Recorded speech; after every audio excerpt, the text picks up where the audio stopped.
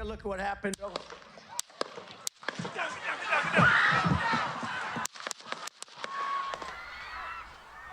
Thank you for joining us tonight. I'm Conley Grayson. America is on edge tonight after what is being called a failed assassination attempt on former President Donald Trump's life.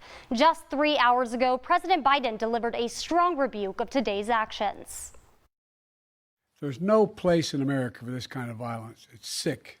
It's sick. Trump swarmed by Secret Service agents and rushed off the stage during the campaign rally in Butler County, Pennsylvania. Officials say at least 8 rounds were fired from outside of the security perimeter. Butler County's district attorney tells ABC News the shooter is dead. Here's ABC's Perry Russum with the latest. Take a look at what happened.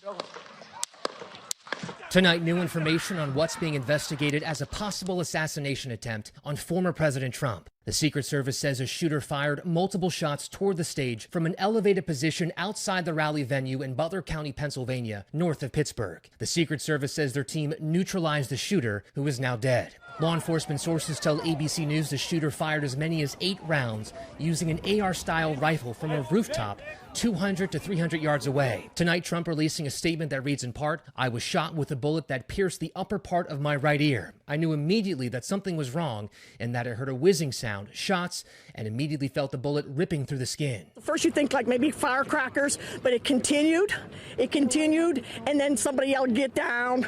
We got down, and we huddled and we started praying. The shooting happening minutes into Trump's rally. Trump on stage reaching for his right ear, then apparently ducking behind the podium. Secret Service agents rushing the former president. Moments later, Trump taken to his feet with blood on his right ear. Trump waving a fist in the air as he's led off the stage surrounded by Secret Service agents. This is happening ahead of a major week for Trump, the Republican National Convention in Milwaukee. There's no place in America for this kind of violence. It's sick. It's sick.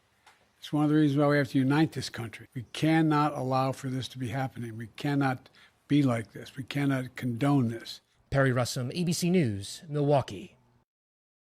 And here's a live look at the Pfizer Forum in Milwaukee, Wisconsin. It's where the Republican National Convention is set to start on Monday.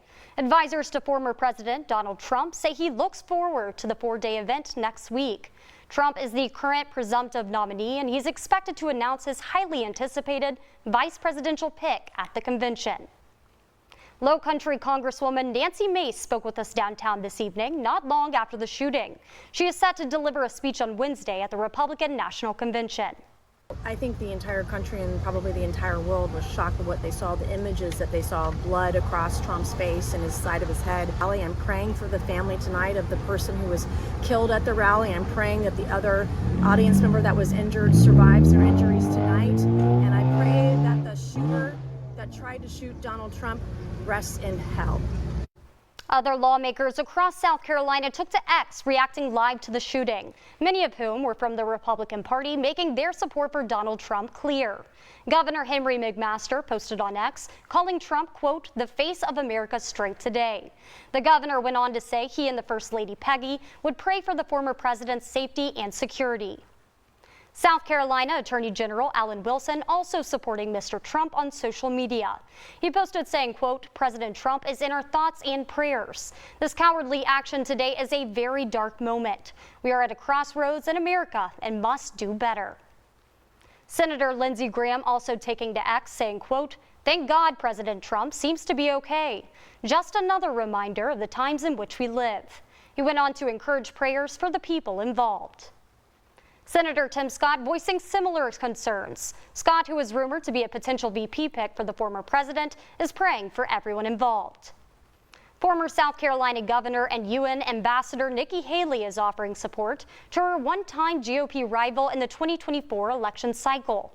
Haley said, quote, "This should horrify every freedom-loving American. Violence against presidential candidates must never be normalized."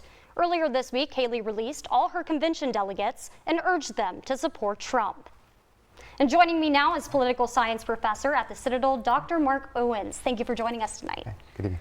First, I wanted to ask your first initial reaction to this assassination attempt. Yeah, we're just shocked. These are things that do not happen when people run for campaigns and when people attend rallies, right? They're just opportunities for people to be with the candidate. And so I think for that, it's going to take a long time to to kind of process this. Of course. And how does this change the Republican National Convention that's scheduled for Monday? I think the statements have already been out that it won't change the event too long. They do want to put President Trump out quite quickly. The other thing is that remember that the first night of a convention is normally where the president just comes out at the end to wave hands. So if that's all that happens on Monday, no big deal. That's typically what would happen. Of course. And do you think that this will influence voter behavior? You know, could this event shift the dynamic? You know, it has. This is an event like others that sometimes come and pass. Political violence is something that people will remember almost for decades. And so regardless of the outcome, this is something that will be on their minds, but typically it's not something that persuades voters, right? It will give each candidate opportunities to talk about it. People are showing commitment maybe through the ticket, but it will possibly show up higher voter turnout. And what do you think about the candidates? Do you think this will change things for them? One of the hard parts about candidates is they're going to be more careful about the events that they select and how much they spend time with the public. So I think we've seen that in the last 7 years, sometimes after there have been assassination attempts within Congress, and then we have more times when members of Congress just use videos to record and communicate with their voters instead of being out in the town halls. So hopefully people can find more security for these leaders and any candidate running for office. Of course. And when you think of presidential assassination attempts, Ronald Reagan comes to mind. I mean, this is a very significant event. It is. I mean, there was a 1981 attempt with President Ronald Reagan, so shortly after he was just elected president. And that even marked quite a bit of the next decade, right? When talking about gun reform or other opportunities, I think those are things that typically would be in the playbook to come after this.